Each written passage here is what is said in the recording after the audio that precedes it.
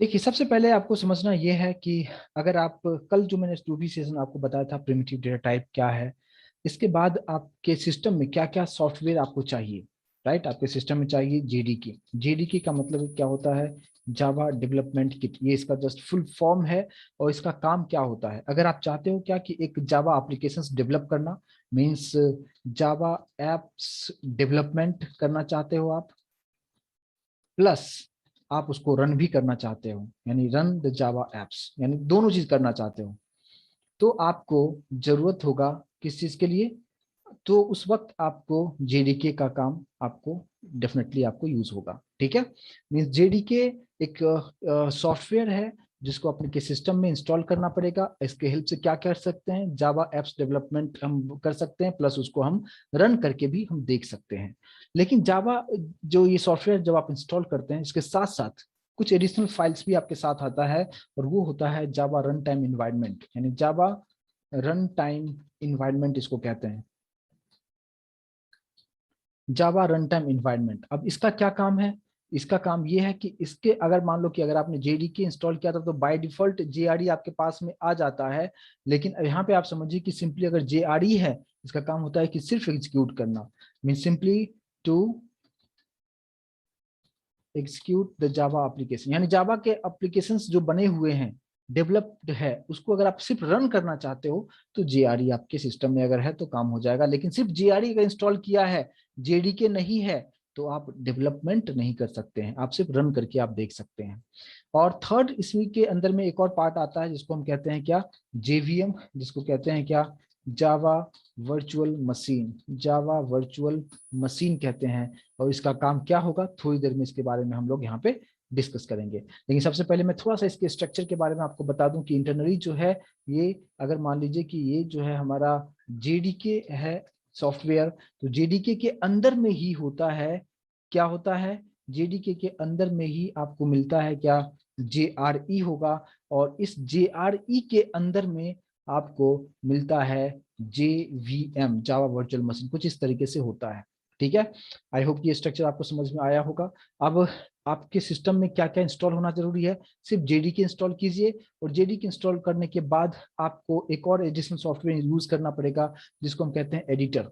Editor में मतलब जहां पे आप कोडिंग कहाँ पे लिखेंगे आप, तो कोडिंग लिखने के लिए हम लोग यूज कर सकते हैं क्या? इक्लिप्स यूज करेंगे। बट मैं इक्लिप्स के लिए अभी प्रेफर नहीं करूंगा, क्योंकि अभी जस्ट आप बिगिनर्स हो, सीखना चाहते हो। बहुत सारी चीजें ऐसी है जो इक्लिप्स में आप सीख नहीं सकते हो, क्योंकि इक्लिप्स में कंप्लीटली बना बनाया सब कुछ वहां पे मिलता है।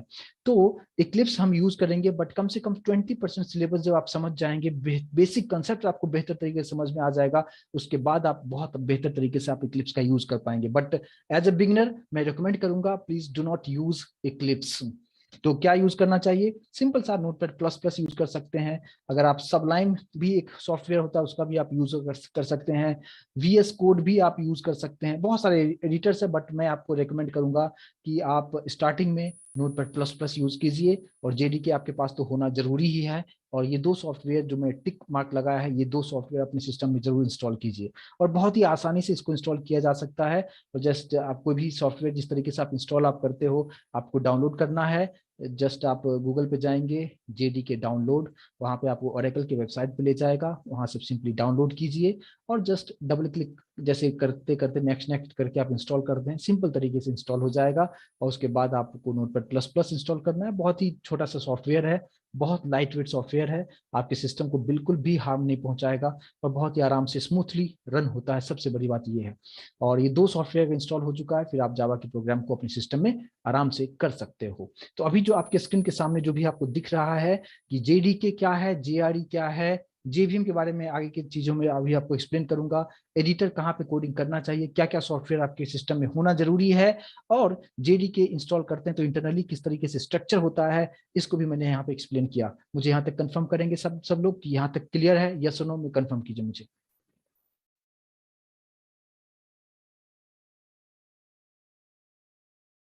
राइट, चलिए तो इसको मैं आपके लिए सेव कर देता हूं, और जैसे सेशन कंप्लीट होगा मैं ये चीज को आपको मेल पे सेंड करूंगा।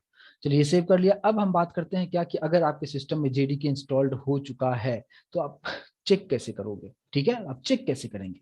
तो उसके लिए क्या करना है आपको कि आपको सिंपली आपको यहाँ पे स्टार्ट में जाना है, यहाँ पे सर्च बार में आप CMD टाइप कीजिए। CMD मतलब कमांड प्रॉम्प्ट, एंटर करेंगे ये ओपन हो जाएगा कुछ इस तरीके से। और यहाँ पे आप चेक कर सकते हो कि आपके सिस्टम में JDK इंस्टॉल्ड हुआ है या नहीं हुआ है। कैसे चेक करेंगे, आपको जस्ट लिखना है java-version, ठीक है, एंटर करेंगे आपको बता देगा कि आप देख सकते हैं कि ओपन JDK का वर्जन 11.0.11 यहाँ पे इंस्टॉल्ड है, कोई प्रॉब्लम नहीं है। दूसरा तरीका होता है क्या, javac-version, एंटर आप करेंगे आपको दिखा देगा कि जावा का कौन सा कंपाइलर कौन सा वर्जन आपने इंस्टॉल किया हुआ है, और ये आपको यहाँ पे दिखा रहा है 11.0.11। क्लियर है यहाँ तक। अगर नहीं है इंस्टॉल तो आपको वहाँ पे दिखाएगा जावा नॉट फाउंड, कुछ इस तरीके से वहाँ पे एक मैसेज आपको डिस्प्ले करेगा। तो आपको इंस्टॉल करना जरूरी है, इंस्टॉल करने के बाद ही आप यहाँ पे इस तरीके से अगर दिखा रहा है तो कंप्लीटली आपका सिस्टम रेडी है to compile and run the Java program. I hope कि ये स्क्रीन जो मैंने बताया है यहाँ तक क्लियर होगा कि आप कैसे चेक कर सकते हैं कि आपके सिस्टम में JDK इंस्टॉल्ड है या नहीं है। प्लीज मुझे कंफर्म कीजिए। अच्छा, रिस्पॉन्ड जरूर आप किया कीजिए, क्योंकि रिस्पॉन्ड करेंगे तो ही मुझे समझ में आएगा कि यस मेरी बात आप तक पहुंच रही है और आप समझ रहे हो। और कुछ डाउट होगा तो प्लीज आप पूछिएगा जरूर, ठीक है, क्योंकि हम अभी यूट्यूब पे लाइव नहीं है, मैं अभी आपको पर्सनली आपको चीजें सिखा रहा हूँ, तो कुछ भी डाउट हो एकदम बेहिचक आप पूछिए, ठीक है। चलिए यहाँ तक क्लियर हो चुका है सभी लोगों को। अब बात करते हैं कि अब मेरे सिस्टम में JDK इंस्टॉल हो चुका है। अभी आपके सामने नोटपैड++ भी मैंने यहाँ पे रखा हुआ है। अब इसमें हम कोडिंग कैसे करेंगे और उसको कैसे कंपाइल करेंगे, कैसे रन करेंगे, हर चीज के बारे में एक एक डिटेल आपको बताऊंगा, ताकि कंप्लीटली आप फ्रेशर भी हो, आप आसानी से इस चीज को समझ पाएंगे। देखिए ये नोटपैड++ है, यहाँ पे आपको कोडिंग करना है। जैसा कि मैंने लास्ट सेशन में बताया था कि जावा एक ऑब्जेक्ट ओरिएंटेड प्रोग्रामिंग लैंग्वेज होता है। सो कुछ भी कोडिंग करना है आपको क्लास कीवर्ड लिखना है, और क्लास का नाम जो भी चाहो आप दे सकते हो, और इसके अंदर में आपको यहाँ पे एक मेन मेथड लिखना होता है जिसको हम कहते हैं पब्लिक स्टैटिक और void मेन। और यहाँ पे हम लोग लिखते हैं क्या, स्ट्रिंग ARGS, ठीक है। और इसके अंदर में ही आपको सारा चीज आपको यहाँ पे लिखना है, ठीक है।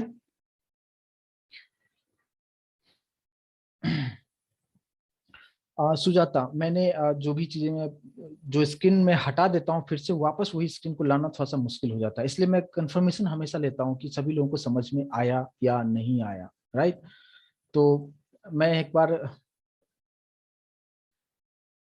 डाउनलोड कैसे करते हैं प्रिया, ये बताने वाला चीज नहीं है, क्योंकि अगर आप IT बैकग्राउंड से थोड़ा बहुत इतना तो डेफिनेटली सभी लोगों को पता होगा कि कैसे डाउनलोड करते हैं। आपको सिंपली गूगल पे जाना है, कोई भी सॉफ्टवेयर कैसे आप डाउनलोड करते हैं, गूगल पे जाना है, आपको लिखना है JDK डाउनलोड, और बस सिंपल सा स्टेप्स है, वो बहुत छोटी सी स्टेप है, वो कोई बड़ी बात वहाँ पे स्टेप्स नहीं है, थोड़ा सा समझना आपको मुश्किल होगा। बट फिर भी मैं यहाँ पे जो ये बहुत सी छोटी सी बात है, इसको एक्सप्लेन करना थोड़ा सा मुश्किल है, राइट। बट यहाँ पे मैं आपको एक चीज मैं आपको बता दूं, वैसे आप लोगों को जो वीडियो एक्सेस मिला है उसमें भी मैंने बताया हुआ है, और अगर आप लोग यूट्यूब पे भी जाके अगर आप देखेंगे तो आपको वो चीज आपको दिखेगा, ठीक है। यहाँ पे आपको सिंपली गूगल का पेज अगर आपको दिख रहा होगा, क्योंकि इसमें यहाँ पे आपको सिंपली क्या करना होगा, JDK डाउनलोड है ना, जो भी आपका Windows 10 है, जो भी है ऑपरेटिंग सिस्टम, आप देखो यहाँ पे ओरेकल का वेबसाइट यहाँ पे आ चुका है ना, ये फर्स्ट लिंक है, इसी को आप ओपन करो आप, है ना, ठीक है। यहाँ पे ओपन करते हो, और यहाँ पे जो है आपको डाउनलोड्स, जावा डाउनलोड्स में अगर आप जाएंगे यहाँ पे पूरा पूरा डिटेल आपको यहाँ पे मिल जाएगा, और आप यहाँ से चीजें आप देख सकते हो, यहाँ पे आपका कौन सा वर्जन है, डाउनलोड का पूरा लिंक आपको यहाँ पे दिया हुआ है कि कौन सा आपको यहाँ पे देखो JDK का 17 वर्जन है, ठीक है। और आप यहाँ पे आप क्लिक कीजिए डाउनलोड का, और फिर एक न्यू लिंक आएगा, वहाँ पे सिंपली आप डाउनलोड कीजिए और फिर इसको इंस्टॉल कीजिए, बहुत इजी इजी इजी सा प्रोसेस है, राइट।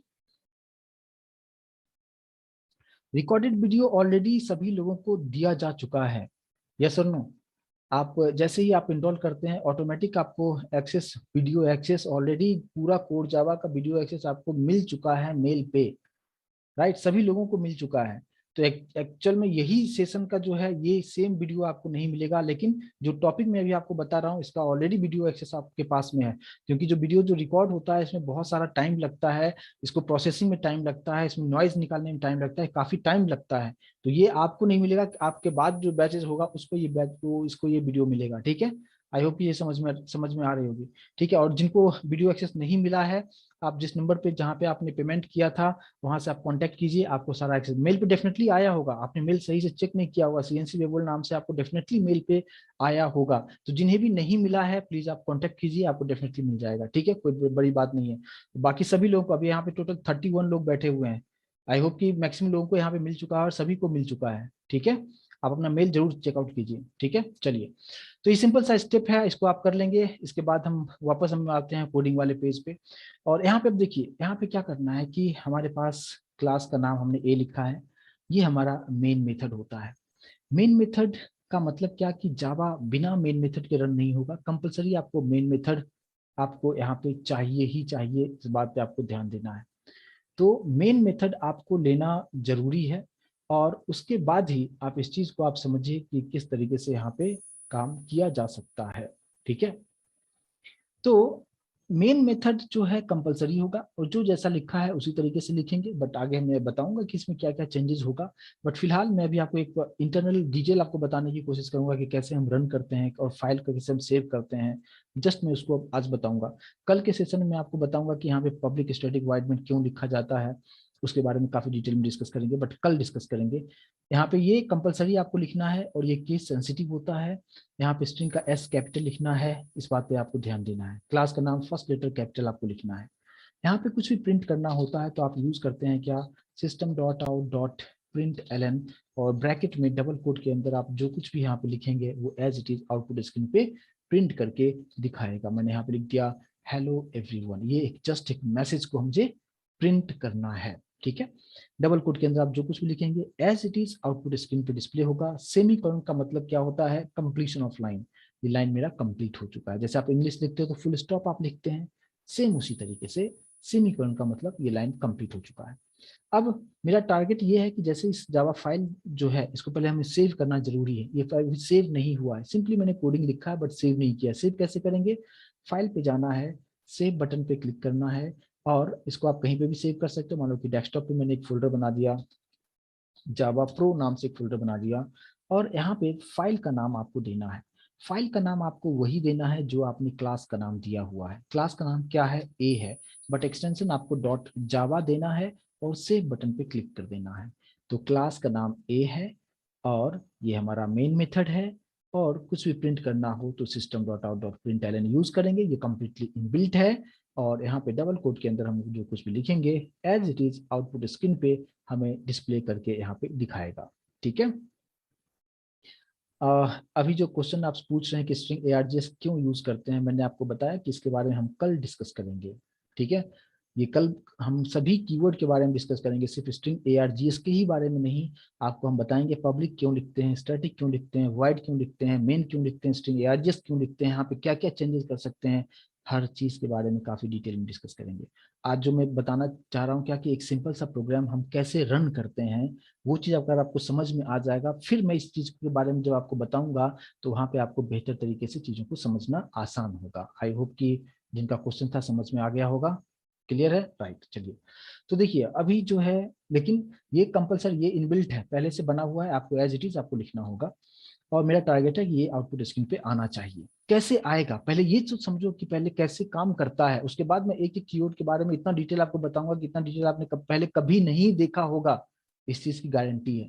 और जिन्होंने वर्कशॉप मेरा अटेंड किया है और 1 वीक का सेशन देखा होगा तो डेफिनेटली उनको भी समझ में आ रहा होगा ये चीज को। ठीक है, अब देखिए आप, अब ये तो मैंने फाइल को भी सेव कर दिया है, आपके सामने में सेव किया है। डेस्कटॉप पे एक फोल्डर मैंने क्रिएट किया है, मैं आपको मेरा डेस्कटॉप दिखाता हूँ। और मैंने यहाँ पे एक जावा प्रो नाम का एक फोल्डर क्रिएट किया है, जहाँ पे मेरे पास ये फाइल सेव किया है, और इस फाइल का नाम है ए, और लेकिन इसको कहते क्या है, जावा सोर्स फाइल, की जावा का एक सोर्स फाइल हमने यहाँ पे बनाया हुआ है।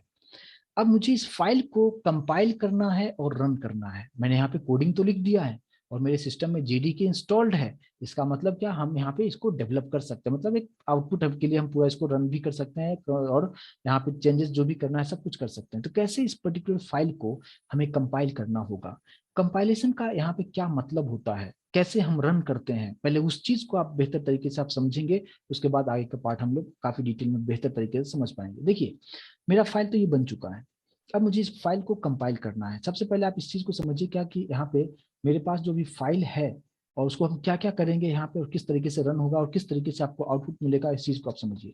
मेरा जो फाइल है वो फाइल क्या है, a.java। अभी जो मैंने आपके सामने सेव किया है उसमें मैंने कुछ लाइन का कोडिंग लिखा है। जो कि मैंने कंप्लीटली इंग्लिश लैंग्वेज में लिखा है। और कंप्यूटर आपका जो है वो इंग्लिश लैंग्वेज नहीं समझता है, वो बाइनरी में समझता है। कल भी हमने इसके बारे में डिस्कस किया था। तो ये जो ए डॉट जावा जो फाइल है, इसे क्या कहते हैं, मैंने अभी आपको बताया भी, दिखाया भी। इसको क्या कहते हैं, जावा का सोर्स फाइल है ये, ठीक है, ये जावा का सोर्स फाइल है। अब ये जो जावा का सोर्स फाइल है, जिसके अंदर हमने कुछ कोड लिखा है जो इंग्लिश में लिखा है, कंप्यूटर उसको नहीं समझ सकता है, तो फिर कंप्यूटर समझेगा नहीं तो काम तो होगा नहीं। फिर क्या करना होगा, फिर इस पर्टिकुलर फाइल को कंपाइल करना होगा। अब आप पूछेंगे कंपाइलेशन का क्या मतलब होता है। कंपाइलेशन का मतलब ये होगा कि जैसे इस पर्टिकुलर फाइल को आप कंपाइल करेंगे, तो यहाँ पे एक और एक्स्ट्रा फाइल क्रिएट होगा जिसका नाम होगा ए डॉट क्लास फाइल। यानी आप ये भी बोल सकते हो कि ए डॉट जावा फाइल वो कन्वर्ट हो जाएगा किसमें, ए डॉट क्लास फाइल में कन्वर्ट हो जाएगा। कब, जब इसको कंपाइल करेंगे। कंपाइल कैसे करेंगे, आपको कमांड लिखना होगा, यानी जावा के कंपाइलर को बुलाना होगा जो आपके सिस्टम में इंस्टॉल्ड है। मैंने अभी आपको दिखाया भी था कि कैसे यहाँ पे मेरे सिस्टम में वहां पे इंस्टॉल था, वहां पे दिखा रहा था। तो जावा सी मतलब जावा के कंपाइलर को आप बुला रहे हो और बोल रहे हो क्या कि मेरा एक पास एक फाइल है ए डॉट जावा, इसको कंपाइल कर दो। यानी वो क्या करेगा, कंपाइल करने का मतलब क्या कि ए डॉट जावा फाइल तो है, लेकिन उसी को कन्वर्ट उसने कर दिया किसमें, ए डॉट क्लास फाइल में कन्वर्ट कर देगा। अब आप सोचेंगे कि ये जो ए डॉट क्लास फाइल है ये है क्या, तो इसी फाइल को हम लोग कहते क्या है कि ये हमारा बाइट कोड होता है। इसको क्या कहते हैं, बाइट कोड कहते हैं। अब आप सोचेंगे कि बाइट कोड क्या है। बाइट कोड एक ऐसा इंटरमीडिएट कोड होता है जिसे न ही प्रोग्रामर समझता है, न ही आपका ऑपरेटिंग सिस्टम समझता है।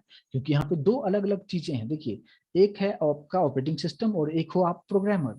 तो ये एक इंटरमीडिएट कोड है कि जिसे बाइट कोड एक इंटरमीडिएट कोड है जिसे ना प्रोग्रामर समझ पाएगा, न ही ऑपरेटिंग सिस्टम समझेगा, आपका कंप्यूटर समझेगा, फिर तो ये किसी काम का नहीं होगा। तो यहीं से जावा का सिक्योरिटी इनेबल होता है कि जैसे ही जावा के फाइल को आप कंपाइल आप करते हो, तो कब जैसे आप कंपाइल करते हो तो क्या करता है कि बाइट कोड बना दिया, ठीक है। और ये बाइट कोड को सिर्फ और सिर्फ समझता कौन है, जेवीएम। मैंने अभी आपको बताया था उधर की जेडी के इंस्टॉल किया तो जेआरई आता है, उसके अंदर में जेवीएम होता है। और मैंने आपको बताया था कि जेवीएम क्या काम करता है, आगे हम बताएंगे। तो यही जो जेवीएम है ये आपके सिस्टम में आ चुका है। और ये जेवीएम जो है सिर्फ इसका काम ही होता है कि बाइट कोड को समझना। और ये बाइट कोड को कौन समझेगा, सिर्फ जेवीएम समझेगा। यानी जावा का वर्चुअल मशीन जो है वो इस बाइट कोड को अच्छी तरीके से समझता है और इसको फिर ट्रांसलेट करेगा, क्योंकि बाइट कोड तो एक ऐसा कोड है जिसे कोई समझ नहीं पाएगा, जेवीएम के अलावा कोई समझेगा नहीं, तो फिर ये किसी काम का नहीं होगा। तो फिर आपको क्या करना होगा कि ये जो ए डॉट क्लास फाइल है जिसको मैंने बताया कि बाइट कोड, इसको आपको क्या करना होगा कि बुलाओगे किसको, जावा के मशीन को, यानी जेवीएम को। तो क्या लिखना पड़ेगा आपको, सिर्फ जावा और सिर्फ क्लास का नाम। जैसे ये कमांड आप लिखोगे उसी वक्त क्या होगा कि जेवीएम आएगा, इसको रीड करेगा और उसको ट्रांसलेट कर देगा। किसमें ट्रांसलेट कर देगा, 0 और 1 के सीक्वेंस में। 0 और 1 का सीक्वेंस मतलब बाइनरी के सीक्वेंस में कन्वर्ट कर देगा। और जब बाइनरी का सीक्वेंस में कन्वर्ट हो जाएगा, फिर इसको कौन समझ पाएगा, अब आपका ऑपरेटिंग सिस्टम, आपका कंप्यूटर बहुत ही आसानी से उसको समझेगा। और जैसे वो समझेगा वो आपको आउटपुट आपको दे देगा, है ना। तो जैसे ऑपरेटिंग सिस्टम ने उसको मिल चुका है बाइनरी, बाइनरी को अच्छी तरीके से समझता है और फिर आपको यहाँ पे आउटपुट मिल जाता है। आई होप कि कंसेप्ट आपको समझ में आया होगा।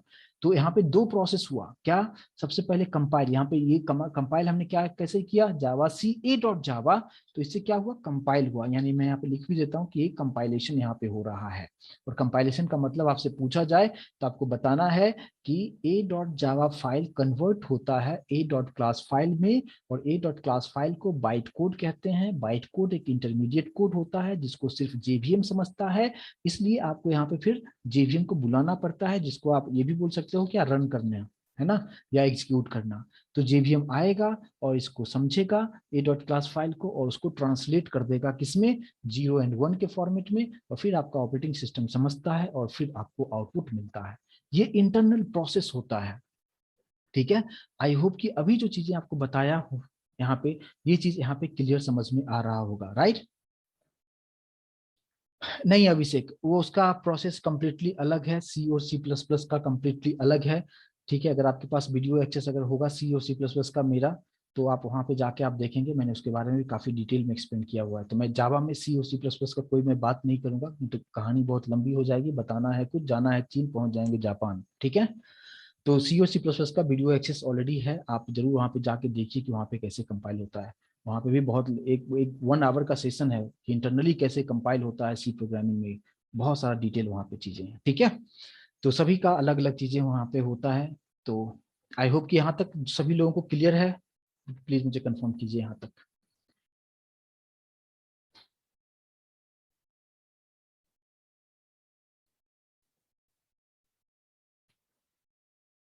सामंता, इंटरप्रीटर मतलब वही जो मैंने आपको बताया ना, ट्रांसलेटर का जो काम करता है। जेवीएम जो है, ए डॉट क्लास फाइल को ट्रांसलेट करना करना जो मैंने आपको बताया, मैं इजी टर्म यूज किया है, तो उसी ट्रांसलेटर को हम इंटरप्रीटर भी बोलते हैं, है ना। तो जेवीएम इंटरप्रीटर का काम करता है। मैं आपको इंटरप्रीटर यूज इसलिए नहीं किया क्योंकि मैक्सिमम लोग ट्रांसलेटर बहुत आसानी से समझ लेते हैं कि ट्रांसलेट कर दिया, है ना। तो जेवीएम जो है यहाँ पे इंटरप्रीटर का काम करता है, और इंटरप्रेटर का मतलब होता है कि ट्रांसलेट करना। आई होप कि क्लियर होगा। यस, चलिए समझ में आ गया होगा। आई होप कि सभी लोगों को अच्छी तरीके से क्लियर कंसेप्ट हो गया होगा यहाँ तक। लेकिन अभी जो भी चीजें मैंने यहाँ पे बताया है, ये पार्ट इंटरव्यू में पूछा जाता है आपसे, ठीक है।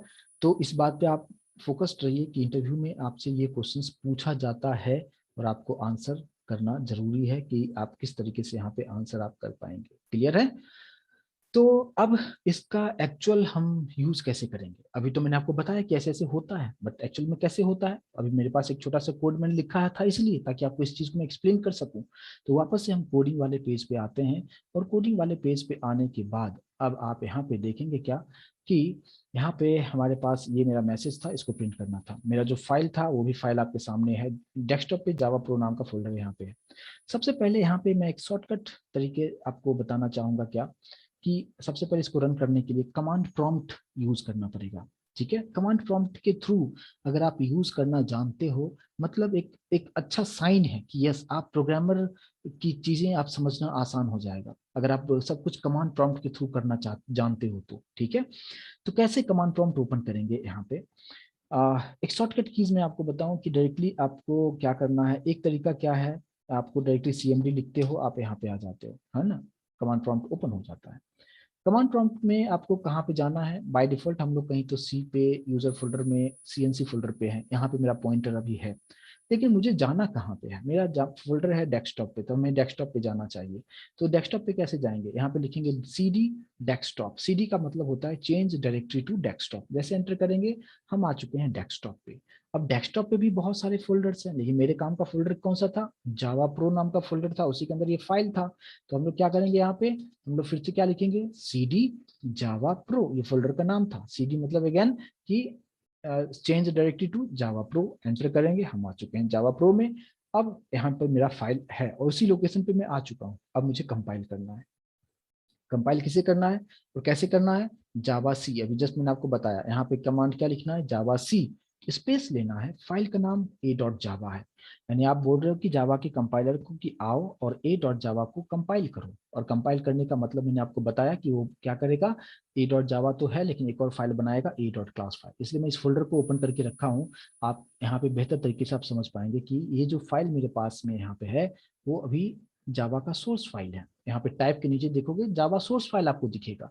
जैसे मैं एंटर करता हूँ, अगर सब कुछ मैंने कोडिंग सही किया होगा, तो आप देखोगे कि यहाँ पे एक और फाइल बन चुका है ए डॉट क्लास फाइल। और ये जो पर्टिकुलर फाइल बना है, इसी को क्या कहते हैं, बाइट कोड या क्लास फाइल। और जिसे बाइट कोड कहते हैं, और इसे आप नहीं समझ सकते हो, ना ही आपका कंप्यूटर समझेगा। कौन समझेगा, जेवीएम समझेगा। तो जेवीएम को बुलाना होगा, तो जेवीएम को बुलाओ, कैसे बुलाओगे, आपको लिखना है सिर्फ जावा और सिर्फ क्लास का नाम। जैसे ये लिखोगे, इंटरनली क्या होगा, जेवीएम आएगा और इस ए डॉट क्लास फाइल को इंटरप्रेट करेगा, या नॉर्मल भाषा में ट्रांसलेट कर देगा, किसमें, बाइनरी में। फिर आपका ऑपरेटिंग सिस्टम समझेगा और जो भी आउटपुट आपको चाहिए था वो आउटपुट आपको दे देगा। जैसे मैं यहाँ पे एंटर करता हूँ, आपको यहाँ पे हेलो एवरीवन, यही मेरा आउटपुट था जो मैंने यहाँ पे हमें दिखाना था। आई होप कि अभी आपको चीजें समझ में आया होगा कि यहाँ पे जो जावा का फाइल था कैसे डॉट क्लास फाइल में बना और किस तरीके से हमें आउटपुट यहाँ पे प्रिंट हो रहा था जो मुझे प्रिंट करना था। क्लियर है यहाँ तक? प्लीज मुझे कंफर्म कीजिए। तो इससे पहले वाले स्क्रीन पे जो मैंने एक्सप्लेन किया था उसी चीज को मैंने प्रैक्टिकली आपको करके दिखाया। सभी लोग मुझे रिस्पॉन्स जरूर करेंगे अगर समझ में आ रहा है तो। सिर्फ आइडल होके बैठना इज नॉट गुड, है ना? अगर आप रिस्पॉन्ड करते रहेंगे तो ज्यादा बेहतर होगा। ठीक है, चलिए, तो ये चीज तो समझ में आ चुका होगा सभी लोगों को। अब यहाँ पे जो भी मैंने कोडिंग किया है, अभी आपको एक चीज समझ में आ गया होगा कि हमें कंपाइलेशन कैसे करते हैं, सिंपल सा प्रोग्राम को कैसे रन करते हैं, ये आपको समझ में आ गया होगा। और इसलिए मैं हमेशा बोलता हूँ क्या कि डायरेक्टली आप लोग इक्लिप्स पे जंप मत कीजिए। आप बहुत इधर उधर आप जो कॉलेजेस में आप जाते हो हर जगह बोलते हैं इक्लिप्स यूज करो जावा के लिए। अरे कैसे इक्लिप्स यूज करो? इक्लिप्स उनके लिए बनाया गया है जिनको कम से कम जावा का बेसिक नॉलेज आता है। अगर आप बेसिक नॉलेज नहीं है फिर आप इक्लिप्स यूज करके कोई मतलब नहीं है, क्योंकि इक्लिप्स में ये सब चीजें आप नहीं करते हो। वहां पे डायरेक्टली आप कोडिंग लिखते हो, कोडिंग भी मेन मेथड वगैरह सब ऑटोमेटिक आ जाता है वहां पे। डायरेक्टली वहां पे एक रन बटन होता है, क्लिक करो आउटपुट आ जाता है। लेकिन कैसे हुआ, इंटरनली क्या सब चीजें हो रहा है, वहां पे आप लोग मिस कर जाते हो। और वही जो ब्लैंक स्पॉट है इंटरव्यू में आपसे पूछ दिया जाता है कि कंपाइलेशन होता है तो क्या होता है, कैसे हम कंपाइल करते हैं, इंटरनली कंपाइलेशन का क्या मतलब होता है, रन कैसे होता है, जेवीएम कैसे रीड करता है, कैसे ट्रांसलेट करता है। वो जस्ट आप थ्योरेटिकल पार्ट पढ़ के आप जाके आंसर आप करते हो और वहीं पे आपका ड्रॉबैक होता है और आपका सिलेक्शन नहीं होता है। ठीक है, तो इसलिए इंटरनल डिटेल आपको अच्छी तरीके से पता होगा तो आप बेहतर तरीके से आप चीजों को समझ पाएंगे। चलिए, तो ये पार्ट आपको क्लियर है, यहाँ तक समझ में आ चुका है। अब बात करते हैं क्या कि यहाँ पे जो कल का जो सेशन था जो मैंने आपको एक्सप्लेन किया था डेटा टाइप के बारे में, बहुत ही डिटेल आपको बताया था कि बाइट था, शॉर्ट था, इंट था, क्यों किसका साइज क्यों होता है, बहुत डिटेल में एक्सप्लेन किया था मैंने। तो उस चीज को आज मैं यहाँ पे प्रैक्टिकली आपको करके आपको दिखाना चाहूंगा कि जैसे मैंने आपको यहाँ पे क्या लिखा, इंटीजर एक्स। अगर मैं इंटीजर एक्स अगर यहाँ पे लिखता हूं मैं तो यहाँ पे किस तरीके से होगा? ठीक है, नहीं कृष्णा, इस ये रन अलग पार्ट होता है, इससे आप रन नहीं कर सकते। यहाँ पे जो आपको जो दिख रहा है ना, यहाँ पे नोटपैड प्लस प्लस में ये रन, इस रन से वो काम नहीं करेगा, उसके लिए अलग से ही आपको यूज करना पड़ेगा जो मैंने आपको कमांड प्रॉम्प्ट के थ्रू आपको बताया। ठीक है, अभी देखिए मैंने यहाँ पे क्या लिखा, इंटीजर एक्स। इसका मतलब क्या होता है? अगर इंटीजर एक्स अगर आप लिखते हो तो आपके कंप्यूटर में क्या होता है, कंप्यूटर से कुछ स्पेस लेगा वो। ठीक है, तो कितना स्पेस लेगा मैं थोड़ा सा यहाँ पे एक्सप्लेन करना चाहूंगा। इसको पहले मैं सेव कर लेता हूँ। तो यहाँ पे देखिए मैंने क्या लिखा, इंट एक्स। तो इस लाइन ऑफ कोड का मतलब क्या है कंप्यूटर के अंदर में? सिंपल आप ये भी बता सकते हो क्या, इंट एक्स का मतलब क्या, कि ये एक्स एक वेरिएबल है जिसमें हमें सिर्फ इंटीजर टाइप की वैल्यू को स्टोर करना है। लेकिन कंप्यूटर के अंदर में क्या होगा, यहाँ पे वो कंप्यूटर से 4 बाइट्स, कल मैंने आपको बताया था कि 4 बाइट्स, और 4 बाइट्स के अंदर क्या सब कहानी होता है बहुत डिटेल में देखा था हमने। 4 बाइट्स स्पेस वो कंप्यूटर से ले लेगा और इस मेमोरी लोकेशन का नाम यहाँ पे क्या होगा, एक्स होगा, कुछ इस तरीके से। और फिर एक्स में आप जो भी वैल्यू आप स्टोर करते हो वही वैल्यू यहाँ पे जाता है और इस सेल के अंदर जाके स्टोर हो जाता है, कुछ इस तरीके से। तो यहाँ पे 2 प्रोसेस हो रहा है। एक प्रोसेस जो है इंट एक्स, इस प्रोसेस को कहते क्या है, इस प्रोसेस को कहते हैं क्या, डिक्लेरेशन। कि आपने डिक्लेयर किया कि what is the variable name and inside that variable what kind of value you are going to store. ठीक है, ये फर्स्ट पार्ट। सेकेंड पार्ट, अगर आपने डिक्लेयर कर दिया, स्पेस ले लिया, अब आप वैल्यू को जो आप स्टोर करते हो, इस प्रोसेस को क्या कहते हैं, इस प्रोसेस को कहते हैं इनिशियलाइजेशन। तो without declaration you can not initialize, means आप डायरेक्टली x इक्वल्स टू 10 नहीं लिख सकते हो, पहले आपको जगह बनाना पड़ेगा, उसके लिए आपको यहाँ पे डिक्लेरेशन का पार्ट करना जरूरी है। आई होप कि अभी आपको डिक्लेरेशन क्या होता है और इनिशियलाइजेशन क्या होता है अच्छी तरीके से समझ में आया होगा। यस और नो प्लीज मुझे कंफर्म कीजिए। अभी जो भी देखो मैं जो बता रहा हूँ, डाउट अभी है तो अभी के अभी पूछ लो, ये चीज मैं निकाल दूंगा यहाँ से, हटा दूंगा, उसके बाद फिर पूछेंगे तो फिर पूरा चीज मुझे लिखना पड़ेगा, आप समझ सकते हो। ठीक है, तो इसलिए मैं इस स्क्रीन जो भी मैं यहाँ पे रखता हूँ इसको मैं जब मिटाने वाला हूँ, इरेज करने वाला रहता हूँ, तो मैं सभी लोगों से पूछता हूँ कि क्लियर है, सभी लोगों को ओके है, तो ही मैं यहाँ से इसको सेव कर लूंगा और फिर मैं यहाँ से हटा दूंगा। अब इसके बारे में कोई पूछेगा क्या है तो फिर बताना थोड़ा सा मुश्किल होगा, आप समझ सकते हो। ठीक है, इसलिए प्रॉम्प्ट हमेशा रहिए, समझ में आया यस और नो, इमीडिएट आपको आंसर करना है। नहीं समझ में आया मैं फिर से एक्सप्लेन करूंगा। चलिए, तो अब उसी का इम्प्लीमेंटेशन हम लोग यहाँ पे हम लोग करते हैं कि अगर जैसे कि मैंने अभी यहाँ पे क्या रख दिया, इंटीजर एक्स रख दिया मैंने। ठीक है, अब ये तो डिक्लेयर हो गया, इसका अंदर अंदर में इंटरनली क्या हुआ प्रोग्राम में वो आपको समझ में आ गया होगा। मैंने कुछ वैल्यू यहाँ पे रखा और वैल्यू भी आपको यहाँ पे समझ में आ गया होगा, राइट। एरर आएगा कृष्णा, अगर आप डायरेक्टली उस तरीके से यूज करते हैं तो एरर दिखाएगा, है ना। वो भी मैं आपको करके दिखा दूंगा, ठीक है। अगर आप डायरेक्टली x इक्वल टू 10 लिखा तो आप मतलब कहाँ पे स्टोर कहाँ पे होगा, मैंने आपको बताया कि इन टेक्स्ट लिखने का मतलब क्या है, कंप्यूटर से पहले स्पेस ले रहा है फिर जाके वैल्यू को स्टोर कर रहे हैं। जैसे कि मान लीजिए कि अगर आप एक शहर से दूसरे शहर में आप जाते हो रहने के लिए, पहले कहाँ रहना है, होटल वगैरह बुक करके जाते हो ना, कैसे ही डायरेक्ट चले जाओगे, नहीं ना। आप पहले स्पेस कहाँ रुकना है पहले वो जरूर आप वहां पे चेकआउट करेंगे, उसके बाद ही आप जाके रहोगे ना। तो वही चीज यहाँ पे भी है कि अगर आपको 10 को स्टोर करना है कहाँ आपके कंप्यूटर में, तो कंप्यूटर से पहले जगह तो मांगोगे आप कि हाँ मुझे स्टोर करना है 10 को, उससे पहले मुझे जगह दे दो, ठीक है। तो इसलिए आपको बताया कि पहले डिक्लेरेशन करना जरूरी है, अगर नहीं करते डायरेक्टली ये लिखोगे कंपाइल टाइम एरर दिखाएगा, कैसे दिखाएगा मैं भी आपको करके भी दिखाऊंगा। अब देखो अभी आप, मैंने अभी जस्ट आपको ये बताया कि सिस्टम डॉट आउट के अंदर मैंने यहाँ पे डबल कोट में जो कुछ भी लिखा था आउटपुट स्क्रीन पे आपको यहाँ पे हेलो एवरीवन दिखा रहा था। लेकिन अब डबल कोट मैं यूज नहीं कर रहा हूँ, मैं क्या लिख रहा हूँ यहाँ पे एक्स लिखता हूँ। तो एक्स का मतलब क्या कि ये क्या है, एक वेरिएबल है ना। तो ये अगर सिर्फ वेरिएबल का नाम लिखते हो विदाउट डबल कोट तो ये उसकी वैल्यू को प्रिंट कर देगा और उसमें कौन सी वैल्यू है वो दिखा देगा कि एक्स में कौन सी वैल्यू स्टोर्ड है। अब इस प्रोग्राम को कंपाइल करना जरूरी है क्योंकि जितनी बार आप चेंजेस करते हैं उतनी बार आपको कंपाइल करना होगा, तभी तो इंटरनली बाइट कोड बनेगा, फिर बाइट कोड फिर रन होकर फिर आपको आउटपुट दिखाएगा। तो वापस से मैं यहाँ पे आता हूँ और फिर से हम क्या करेंगे, कंपाइल करेंगे। कंपाइल करने के लिए कमांड क्या है, जावा सी ए डॉट जावा एंटर करेंगे और ये हमारे पास इस तरीके से आ चुका है। अब रन करेंगे जावा ए और एंटर कीजिए, आपको आंसर यहाँ पे 10 दिखा रहा है। क्लियर है सभी लोगों को कि अगर यहाँ पे प्रिंट एलन के अंदर ब्रैकेट में डबल कोट के अंदर आप जो कुछ भी लिखेंगे एज इट इज आउटपुट आपको दिखाएगा, लेकिन अगर आप सिर्फ वेरिएबल का नाम लिखते हैं तो ये उसकी वैल्यू को दिखाएगा। क्लियर होगा यहाँ तक, प्लीज मुझे कंफर्म कीजिए यहाँ तक। किसी को कोई डाउट हो तो प्लीज बेहिचक पूछिए आप, ठीक है। एक और चीज आप समझिए कि जैसे मैंने यहाँ पे 2 लाइन में लिखा हूँ, इसको आप 1 लाइन में भी लिख सकते हैं, ऐसे भी करके आप लिख सकते हो कुछ इस तरीके से, है ना, कि इंटीजर x इक्वल्स टू 10, ये भी बिल्कुल पॉसिबल है, कोई प्रॉब्लम यहाँ पे नहीं होगा। और इसको भी आप रन करेंगे तो अच्छी तरीके से आउटपुट आपको दिखाएगा। इसको मैं यहाँ पे कंपाइल करता हूँ और कंपाइल करने के बाद आप देखेंगे सब कुछ ठीक है और आउटपुट आपको बिल्कुल उसी तरीके से मिलेगा। तो आप सेम लाइन में भी इस चीज को कर सकते हो, कोई प्रॉब्लम यहाँ पे नहीं आएगा।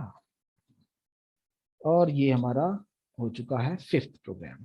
चलिए अब कृष्णा का एक क्वेश्चन ये था कि हम अगर ये लाइन लिखे नहीं डायरेक्टली x इक्वल टू 10 लिखें तो रन होगा क्या।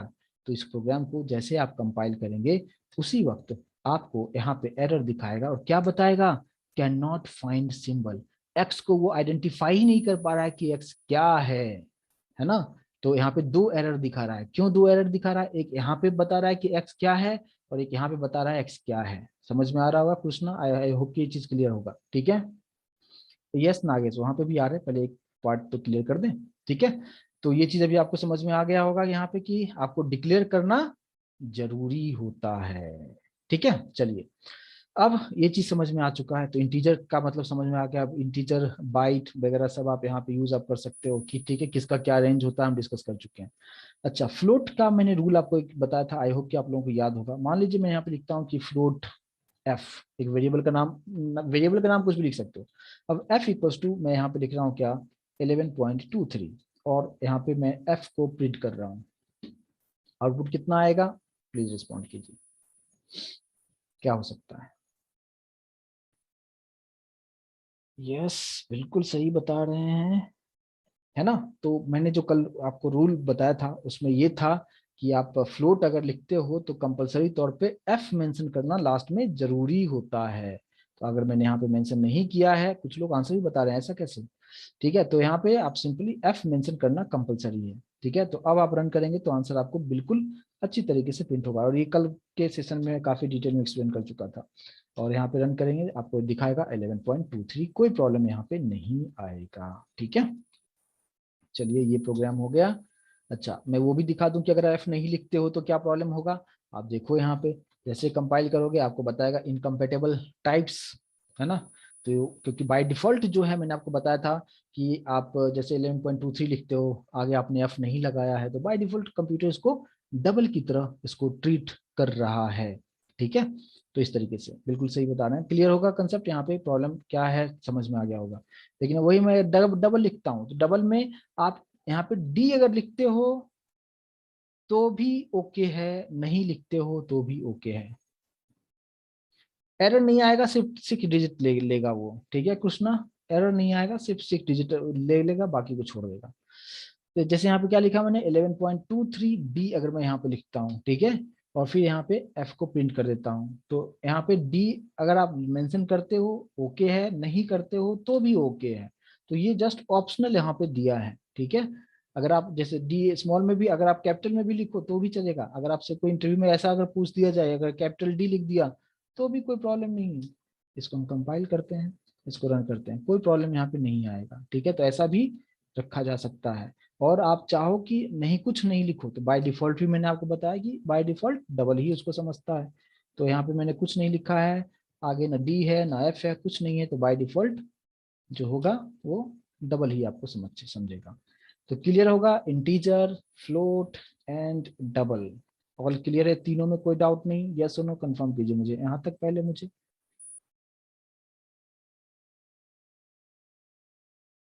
राइट,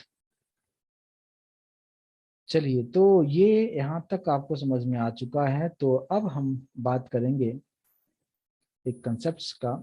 अच्छा, कैरेक्टर के बारे में भी आप लोगों को पता होगा, चलो फिर से मैं यहाँ पे बता दूं, कैरेक्टर के बारे में भी मैंने आपको रूल बता चुका हूँ कि उसके अंदर में आपको सी एच में सिंगल कोट के अंदर आप कुछ भी लिखो वैलिड है, ठीक है। जैसे मान लो यहाँ पे 5 लिख दिया, तो ये एक वैलिड है या नहीं वैलिड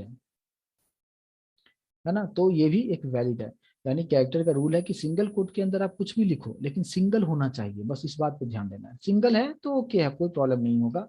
और इसको आप कंपाइल कीजिए और इसको आप रन कीजिए और ओके है, कोई प्रॉब्लम यहाँ पे नहीं आता है, ठीक है। और अल्फाबेट तो आप रख ही सकते हो, लेकिन सिंगल ही रखना है, इस बात पे आपको ध्यान देना है। जैसे मान लो मैंने यहाँ पे एबीसी लिखा, ये वैलिड होगा क्या? यहाँ पे एबीसी अगर लिखता हूँ तो ये वैलिड है या नहीं वैलिड है ना? बिल्कुल यहाँ पे वैलिड नहीं हुआ, क्योंकि रूल क्या है, सिंगल कोट के अंदर सिंगल ही होना चाहिए, अल्फाबेट हो, स्पेशल कैरेक्टर हो, कुछ भी हो, उसी तरीके से। तो इसलिए अगर मैं यहाँ पे एबीसी भी अगर लिखता हूँ, कंपाइल टाइम में ही आपको एरर दिखाएगा, आपको यहाँ पे आप देख पाएंगे, ठीक है। तो यहाँ पे इस तरह से आप यहाँ पे सिंगल आप रख सकते हैं। तो अभी आपको रूल समझ में आ चुका है, ये हो गया हमारा कैरेक्टर के बारे में कहानी, यहाँ तक क्लियर हो चुका है, ठीक है। चलिए अब देखिए, यहाँ पे मैंने लिखा boolean b, b equals to मैं लिखता हूँ ट्रू, और बी को मैं प्रिंट कर रहा हूँ, आउटपुट क्या आएगा? ये भी मैंने बताया था, है ना, कि जो नॉन न्यूमेरिक के अंदर में बुलियन भी आता है, बुलियन डेटा टाइप है, वेरिएबल का नाम बी है और बी इक्वल्स टू ट्रू लिखा है, आउटपुट हमें क्या दिखाएगा?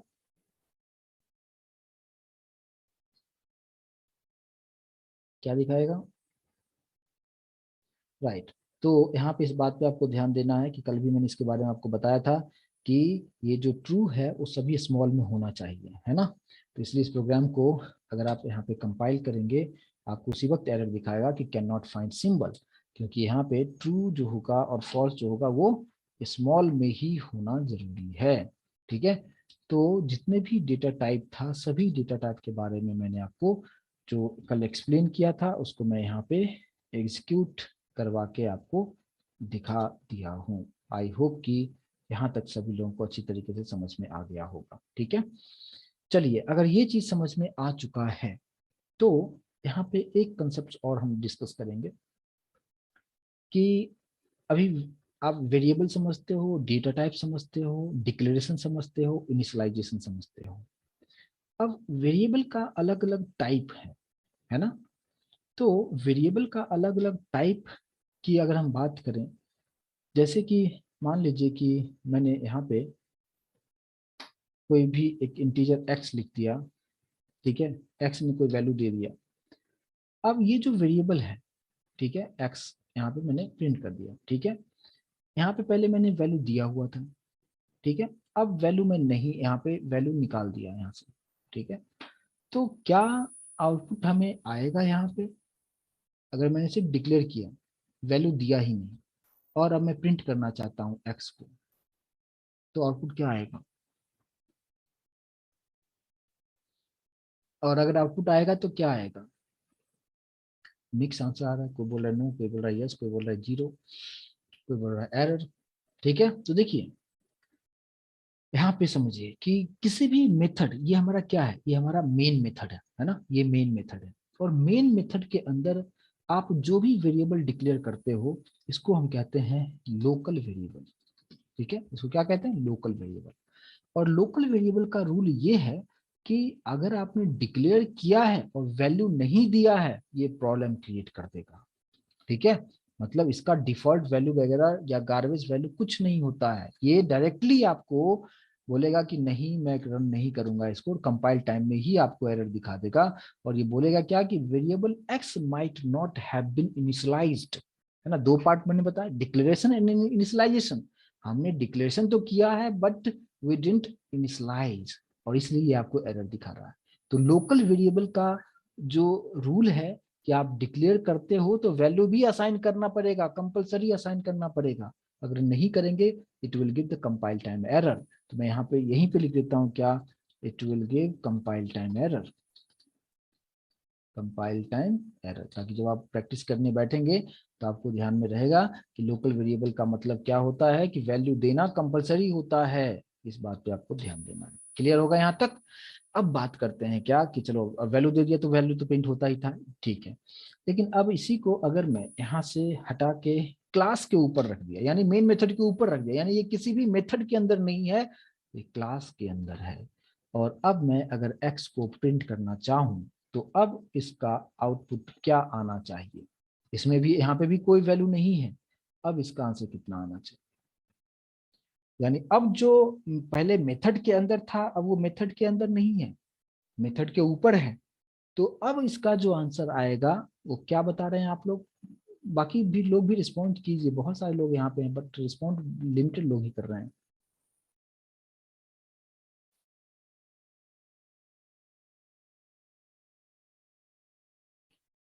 यस बिल्कुल, कुछ कुछ आंसर मुझे सही भी मिल रहा है। तो यहाँ पे आपको समझना ये है कि जब भी आप किसी भी मेथड के अंदर नहीं ऊपर आप लिखते हो तो इसको कहते हैं क्या, इस वेरिएबल का जो टाइप होता है इसको कहते हैं इंस्टेंस वेरिएबल। इसको क्या कहते हैं, ये इंस्टेंस वेरिएबल होता है। ठीक है, इंस्टेंस वेरिएबल किसी मेथड के अंदर नहीं होता, वो जस्ट क्लास के जस्ट नीचे होता है।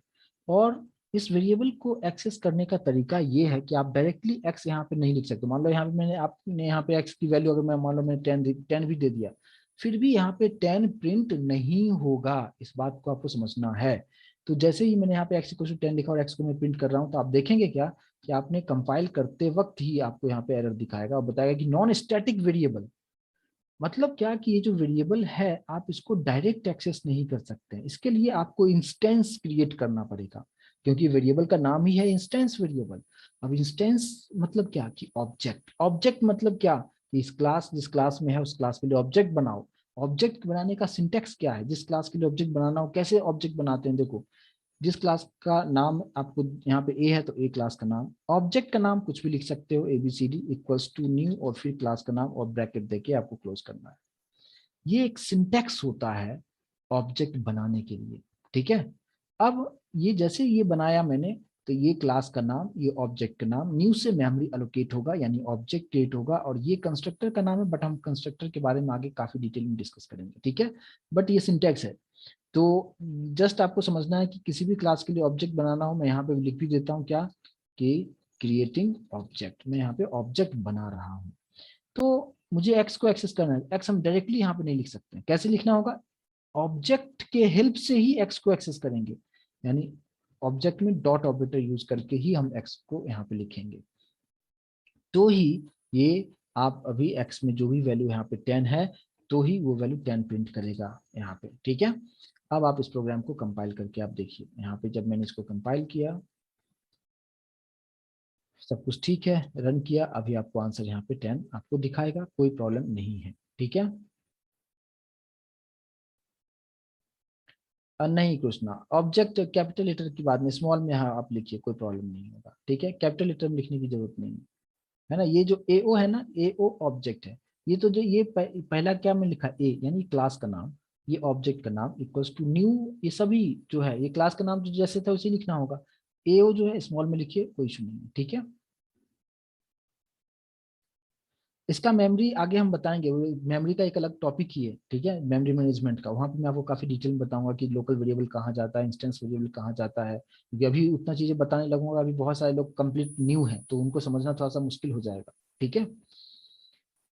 देखिए यहाँ पे मैंने क्या बताया कि जब भी कोई वेरिएबल आप डिक्लेयर करते हो और वो मेन मेथड से ऊपर हो, यानी किसी भी मेथड में नहीं हो, तो उसको क्या कहते हैं, इंस्टेंस वेरिएबल। इंस्टेंस वेरिएबल का मतलब होता है कि इंस्टेंस का मतलब होता है ऑब्जेक्ट, कि इसको आप डायरेक्ट एक्सेस नहीं कर सकते। मैंने जैसे पहले डायरेक्टली सिस्टम डॉट आउट में एफ को लिखा था, एरर आपको दिखाया था, तो हमें पहले ऑब्जेक्ट बनाना पड़ेगा। ऑब्जेक्ट बनाने का ये सिंटैक्स है, ठीक है, ये सिंटैक्स आपको बनाया, और ऑब्जेक्ट का नाम क्या है, एओ। तो एओ डॉट एक्स करके ही आप लिख सकते हो, यानी डायरेक्टली एक्स नहीं लिख सकते हो। इंस्टेंस वेरिएबल मतलब क्या, ऑब्जेक्ट में डॉट ऑपरेटर यूज करके ही आप उस वेरिएबल को एक्सेस आप कर सकते हैं, ठीक है। इसका क्वेश्चन था सामंता, क्लियर है? आपने बहुत बताया था रिपीट करने के लिए, प्लीज मुझे कंफर्म कीजिए कि क्लियर हुआ या नहीं हुआ। यस, तो इस तरीके से आप यहाँ पे समझ लेंगे कि इसका आंसर अभी मुझे बिल्कुल 10 आपको दिखाएगा, लेकिन ऑब्जेक्ट बनाना जरूरी होगा, ऑब्जेक्ट कंपलसरी आपको बनाना होगा जब भी इंस्टेंस वेरिएबल को हमें एक्सेस करना हो उस वक्त। लेकिन अगर इसमें मान लो कि वैल्यू नहीं दिया, आपने देखा था कि जब लोकल वेरिएबल, जब मेथड के अंदर यहाँ पे जब वेरिएबल रखा था उस वक्त आपको एरर दिखाया था, लेकिन यहाँ पे अगर वैल्यू नहीं भी है दिया हुआ, तो इंस्टेंस वेरिएबल का डिफॉल्ट वैल्यू 0 होता है। समझ में आ रहा होगा, इसका डिफॉल्ट वैल्यू 0 होता है। और अब इस प्रोग्राम को आप कंपाइल कीजिए, और जब आप रन करेंगे आपको आंसर यहाँ पे 0 दिखाएगा। लेकिन लोकल वेरिएबल में आपने देखा था प्रॉब्लम दिखा रहा था, यही दोनों में डिफरेंस है, आप समझने की कोशिश कीजिएगा कि जब भी इंस्टेंस वेरिएबल होगा तो उसमें वैल्यू नहीं भी देते हैं तो डिफॉल्ट वैल्यू 0 आपको दिखा देगा, कोई प्रॉब्लम यहाँ पे नहीं होगा, ठीक है, क्लियर होगा। अच्छा, अभी मैंने क्या बताया कि इंस्टेंस वेरिएबल है तो इसका ऑब्जेक्ट बनाना पड़ेगा, लेकिन मैं चाहता हूं कि नहीं, ऑब्जेक्ट नहीं बनाना चाहता हूं मैं, तो आपको क्या करना होगा, ये स्टेप आप चाहते हो कि नहीं मैं ऑब्जेक्ट नहीं बनाना चाहता हूं लेकिन इस एक्स को एक्सेस करना चाहता हूं, तो ऑब्जेक्ट हटा दिया मैंने। तो उस वक्त हम क्या करते हैं, इंटीजर से जस्ट पहले एक इनबिल्ट कीवर्ड यूज कर देते हैं, स्टैटिक। ये कीवर्ड है स्टैटिक। अब ये वेरिएबल को हम क्या कहेंगे कि ये एक स्टैटिक वेरिएबल बन चुका है, और स्टैटिक वेरिएबल को एक्सेस करने के लिए ऑब्जेक्ट बनाने की जरूरत नहीं था, डायरेक्टली आप एक्स लिखो और इसका भी डिफॉल्ट वैल्यू 0 आपको यहाँ पे दिखाएगा ही दिखाएगा, कोई प्रॉब्लम यहाँ पे नहीं होगा। और इस प्रोग्राम को आप कंपाइल आप करते हैं, और कंपाइल करने के बाद जब आप रन करते हैं आउटपुट आपको यहाँ पे 0 आपको दिखा रहा है।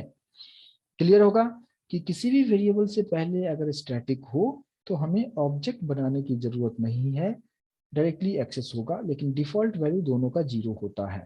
यानी अब मैं यहाँ पे थोड़ा सा पार्ट आपको यहाँ पे थोड़ा सा लिख दूं क्या, कि टाइप्स ऑफ वेरिएबल्स मैंने आपको जो बताया, टोटल कितने टाइप्स ऑफ वेरिएबल बताया आप मुझे बताओगे। सबसे फर्स्ट टाइप हमारे पास क्या है, सबसे फर्स्ट मैंने आपको बताया लोकल वेरिएबल, है ना, उसका रूल बता दिया, कैसे एक्सेस किया जाएगा वो भी बता। दूसरा वेरिएबल मैंने बताया इंस्टेंस वेरिएबल, ये कहाँ पे होता है उसके बारे में डिटेल बताया, डिफॉल्ट वैल्यू 0 होता है। और फिर मैंने बताया स्टैटिक वेरिएबल, है ना, और इसका क्या यूज है, हर तरीके से मैंने आपको यहाँ पे बताने की कोशिश किया है, ठीक है।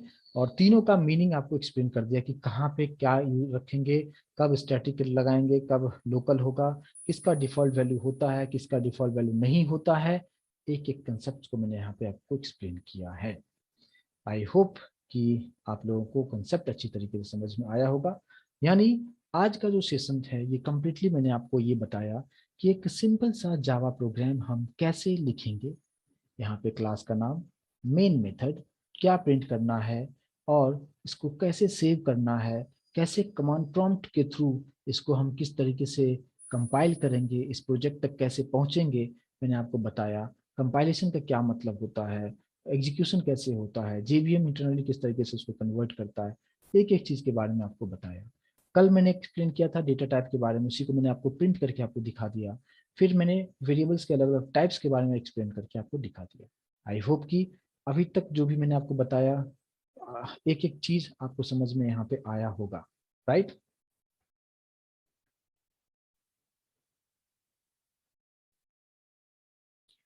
स्टैटिक जो होता है ये जो है ये जैसे आपका क्लास लोड होता है उसी वक्त होता है, लेकिन यहाँ पे ये वेरिएबल है तो मेन से ही सब कुछ होता है। लेकिन आगे हम इसके बारे में स्टैटिक ब्लॉक जब बताऊंगा वहां पे और बेहतर तरीके से क्लियर होगा, अभिषेक, ठीक है। जब मैं आपको स्टैटिक ब्लॉक, इंस्टेंस ब्लॉक बताऊंगा, वहां पे ज्यादा बेहतर तरीके से समझ में आएगा। ठीक है, वो अलग से टॉपिक है, जो आगे की टॉपिक है, मैं अभी उसके बारे में थोड़ा सा आपको नहीं बताऊंगा, जो ही बताऊंगा कंप्लीट डीप में बताऊंगा। ठीक है, चलिए, तो यहाँ तक सभी लोगों को क्लियर हो गया होगा। तो और कल हम लोग सेम टाइम पे हम लोग मिलेंगे और आगे का पार्ट हम लोग डिस्कस करेंगे। और कल का जो सेशन होगा में हम लोग डिस्कस करेंगे कि जो मेन मेथड में जितने भी कीवर्ड्स है उसका क्या इम्प्लीमेंटेशन करना है, उसके बारे में हम लोग डिस्कस करेंगे।